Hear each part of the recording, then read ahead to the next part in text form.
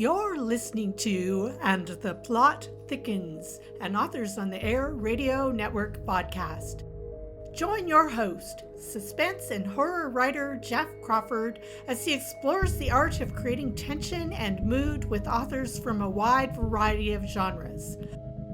Find out more about Jeff and his books at authorjeffcrawford.com. And now, meet today's author guest. Yep, and welcome to And the Plot Thickens, part of the Authors on the Air Global Radio Network. I'm your host, Jeff Crawford, and my producer is Carrie Schaefer. Today, my guest is someone that I've been wanting to have on the show for quite a while.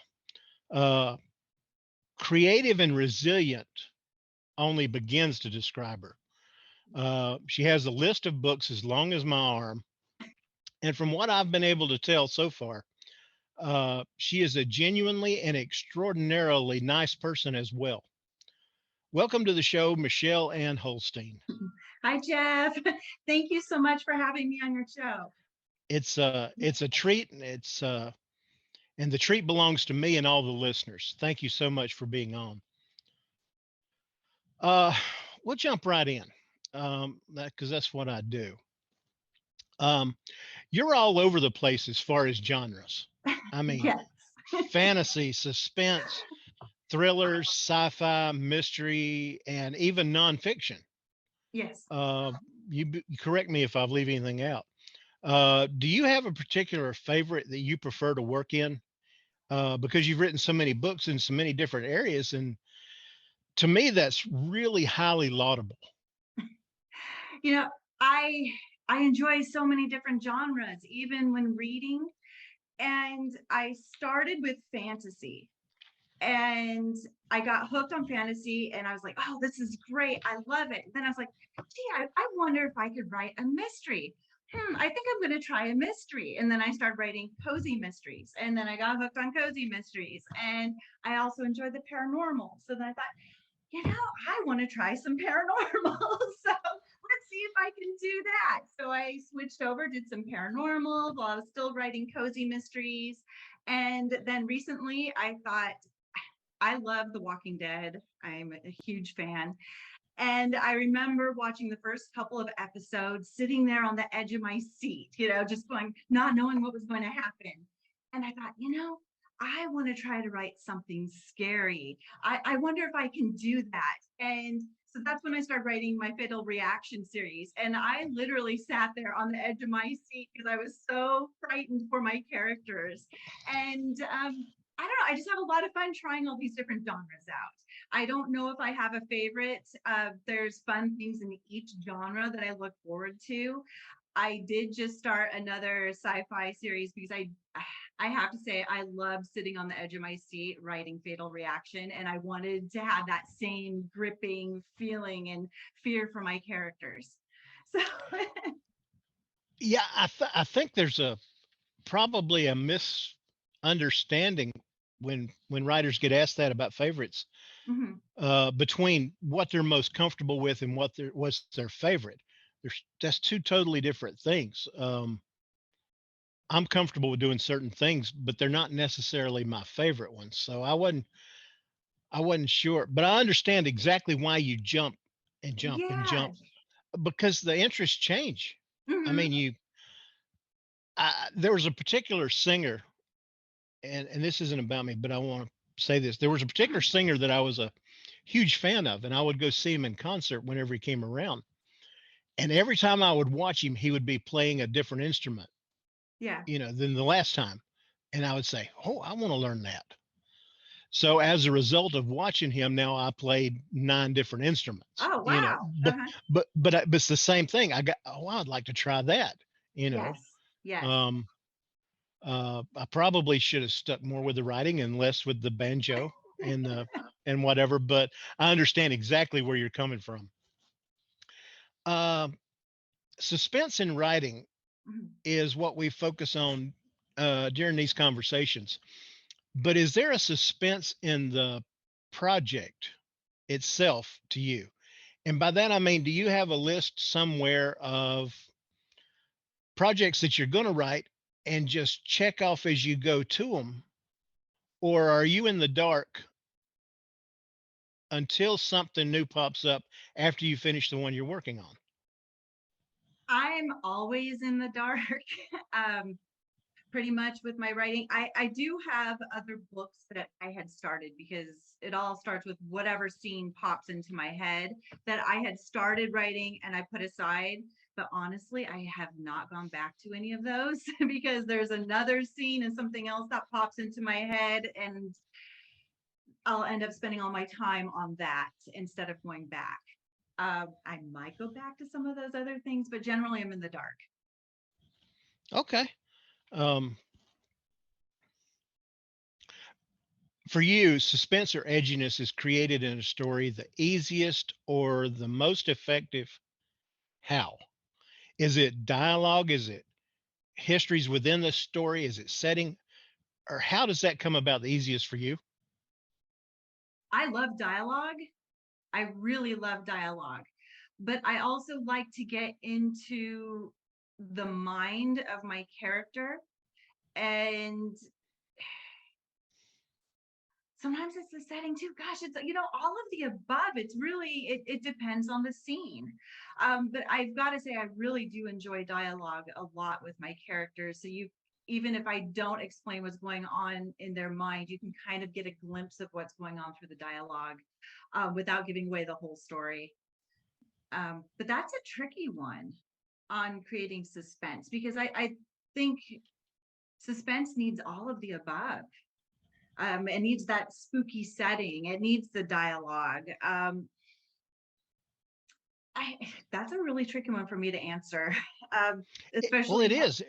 It is. It covers a lot of ground, and all of those things are going to be in there. Yes, yes. Uh, I'm scared to death of writing dialogue. I do it, Oh, but I don't like to because I'm always, did I give something away, or did I say something okay. I shouldn't have said? So I love dealing with past histories where you just Mm-hmm. go back and tell what you want to tell, Mm-hmm. and nobody ever says anything. It's already happened. Mm-hmm. Uh, and for me, that's a fun thing. But everybody's got their own different little things, and I, I'm clapping for you for doing dialogue because that's something I struggle with. Oh, see, that's my favorite part, is the dialogue. It's like in my mind, this sounds like I'm a crazy person, but in my mind, I actually hear my characters speaking and what they're saying to one another. And I just type up whatever they're saying, whatever pops into their heads, as fluid as it's coming from them. And I think also because I make up my stories as I go along, my characters are kind of building too, so they can't really give anything away if I don't know what's going to happen either. That's a great way of looking at that, and I've never heard anybody say that. I've talked to a lot of people that don't outline, and I don't outline either, but I've Mhm. never heard it put that way. That's almost like a loophole for a writer. That's a workaround. It is. I can always go back in, change things. That's the nice thing about writing. You can go back and change whatever and go, I think I'm going to swipe this part of what I wrote, because this is not what happened at the end. It's this now. So, Right. it's like creating a piece of artwork. You can go in and change it. Yeah. Well, that's neat. You're giving me something to think about there. Um, do you like to keep the suspense of a book ratcheted up for yourself during the writing process? And you just answered this, but you can elaborate on it. Or do you know what is going to happen within the book before it's ever put down on paper? I never know what's going to happen. And so it makes it more fun for me not knowing. Sometimes I get that little bit of a voice saying, Michelle, where is this story going to go? How are you going to end it? What if you can't? Because you always have that little bit of fear. But every book I've written, it ends up coming around for a full cycle at the end. It all pulls together eventually. I figure my brain's always working on it, even if I don't realize it's working on it. Every day when I sit down to write, I reread what I just wrote, just the scene prior to kind of get me going. And then the next scene just pops into my head. But I don't know what's going to happen after that scene. I just know what just popped into my head at that moment. And so I'm in that same suspense, and I hope that that portrays to my reader the same suspense, because I don't know what's going to happen either. I think it does. I've always thought that certain things bleed into the book, whether we meant for them to or not. And I think the anxiety that a writer feels translates, whether you meant for it to or not. And part of that is not knowing what's going to happen. I wasn't going to ask this. I hadn't thought about it, but have you ever known the ending of a book before you started it? Oh, I'm trying to think. I want to say when I was writing in the very beginning, there was one book I wrote where I kind of knew the ending, but nothing else. So, Yeah. But other than that, I think just that one time. And that's pretty much it. And I think it was one of my paranormal mysteries that I just had a picture in my mind of how it was going to end. I've done that. I'm like you one time, and I don't know that I want to know it again. Yeah, it's difficult. It's difficult writing a book to get to that one place. It is. It really is. It's easier to just go with the flow and let it build upon itself. Absolutely. For anybody that's watched the show, here's the question that I ask everyone who comes on this show, because the answers, even though the question's the same, the answers are varied. And that's what I get off on. I love the different answers I hear. So what is more troubling, or not troubling? Maybe not.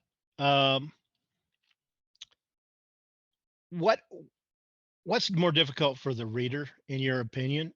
Is it the dread or fear of the unknown or the known? And I ask you specifically because I know you've had a unique perspective in dealing with hard unknowns. So I thought you'd be a great one for this question. For me, it's the fear of the unknown. Not knowing what's happening is scarier than the known. Because I know what you're getting at with my health issues and having my battle with cancer. Going through the test to try to find out what was wrong with me was really scary, because you don't know what's wrong. And I think it's the same as with in my reading, even with my writing. It's the fear of, I don't know what's happening. I don't know why all the power is out. I don't know. It's the fear of not knowing and just being frightened. Because once you know what's going on, you have more of a plan of attack. It's a different kind of fear of preparing. So I do feel the unknown is scarier and more suspenseful. Is that partly because we make the unknown bigger or worse than maybe it's gonna be? It can be, but I know when the fear of knowing is also afraid. Like when I found out I had cancer, that I didn't know, that was like the worst thing I could have ever heard. And boy, I bawled my eyes out for probably a week, and I was sick inside. But you're right. I did a bunch of studying on it. And the more pieces I put together, the more I knew about treatments, the easier it became. It was still really scary, but it was easier than the complete unknown. You're right, because you do make it bigger. I don't know if you can get much bigger than that. No, I don't think you can. But I knew if of all the people that I could ask that question to, you would have a different slant on. Now I've had writers on that were doctors as well, and I've asked them, and they have that same kind of perspective, because they have to talk to patients and try and get them through the fear of the unknown. Yeah. But but you were on the other side of that desk is the reason and I appreciate you being very honest with that. Um, what made you want to write mysteries and thrillers and suspense, and why? Well, with mysteries, I love to read mysteries. I love Agatha Christie, and again, it's the unknown. With the mystery, you really don't know. You're piecing everything together, looking for those clues. And I thought, well, I want to try that. But I also enjoy comedy, so I decided to do cozy mystery. So you have some of the mystery, but you also have the comedy. And again, it's like suspense, where if I feel frightened, I'm hoping it conveys to my reader. It was the same with my cozy mysteries. I mean, I would laugh at my own jokes like an idiot. I'd be sitting here typing and like, oh God, that's great. Oh my God, I can't believe that he just said that. And I really hope that conveys also, going, oh my gosh, I can't believe her character just said that. And oh, she tripped over another body. What? So it's I enjoy so many different genres. I thought, I'm going to try this. Why not? Let's see if I could do it. Oh, cool. How important is tying up all the loose ends in a book to you? Is it necessary that everything's wrapped? And I'm not talking about leaving windows or breadcrumbs for Oh, a sequel. I'm talking about for that particular book. Is it necessary to tie it all up, or do you leave things intentionally undone so that the reader could come to their own conclusions? I like to leave some things undone. I tie up the big picture, the big problem that's going on, but I do like to leave some things undone, and everybody can interpret things a little bit differently. Leave it up to their imagination, but I don't want to leave them completely hanging either. Right. I don't want them going, geez, they didn't give me any ending here. I'm not satisfied. But I've got to say, like within my Fatal Reaction series, I left each book open at the end because I knew I was going to write a series. And Right. honestly, while I was writing it, I didn't know where I was going with it. I didn't know how to end it. So I'm like, well, we're going to have another book. That's another loophole. That's cheating. It is. But you know what? It gave me more creativity too, because that door was always open. And then I can make some more twists and turns. The fourth book in my Fatal Reaction series, I ended the big threat, the big thing going on there.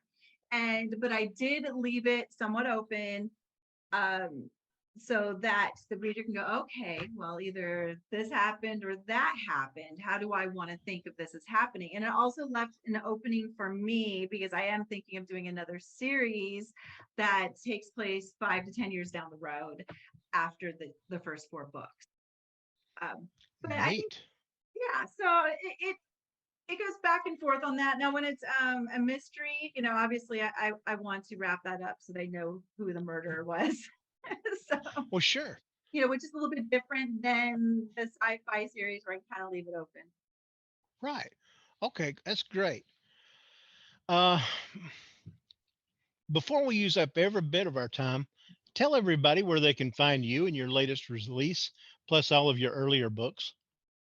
All of my books are available on Amazon. They're also available on Audible. I have everything as audiobooks as well.